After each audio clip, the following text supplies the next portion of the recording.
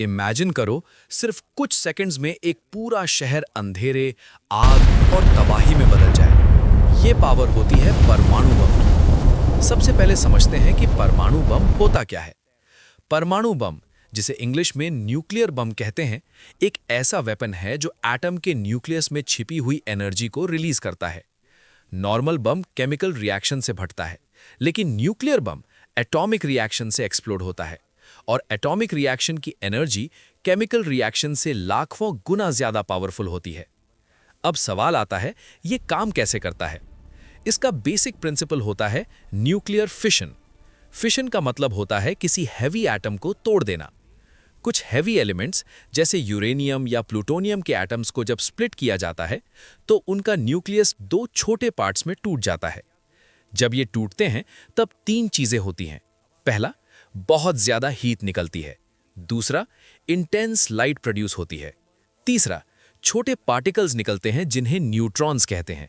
अब ये न्यूट्रॉन्स दूसरे एटम्स को तोड़ते हैं, फिर वो एटम्स और न्यूट्रॉन्स रिलीज करते हैं और ये प्रोसेस एक चेन रिएक्शन बन जाता है।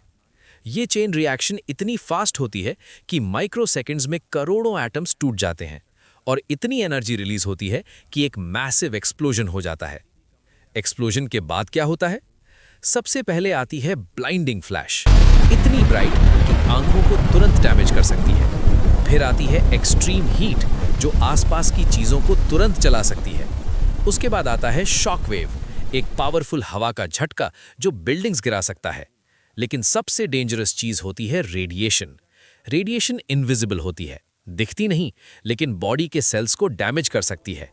इसी वजह से न्यूक्लियर ब्लास्ट के बाद लोगों को लॉन्ग टर्म हेल्थ प्रॉब्लम्स हो सकती हैं।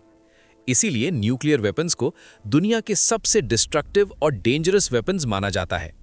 आज दुनिया के कई देश न्यूक्लियर वेपन्स रखते हैं, लेकिन उन्हें यूज ना करने के लिए इंटरनेशनल अग्रीमेंट्स भी बने हुए हैं, क्योंकि इसका इफेक्ट सिर्फ एक कंट्री तक लिमिटेड नहीं होता, पूरी दुनिया पर असर पड़ सकता है। साइंस ने हमें इमेंस पावर दी है, लेकिन उस पावर को रिस्पॉन्सिबली यूज करना ही सबसे बड़ी जिम्मेदारी है। और इसीलिए न्यूक्लियर एनर्जी का पीसफुल यूज, जैसे इलेक्ट्रिसिटी जनरेट करना, ह्यूमैनिटी के लिए फायदेमंद माना जाता है, जबकि न्यूक्लियर वेपन्स को कंट्रोल में रखना जरूरी है। ये थी परमाणु बम के पीछे की साइंस, सिंपल शब्दों में समझाई हुई। ऐसे ही जानकारी के लिए हमारे चैनल को सब्सक्राइब कर सकते हैं।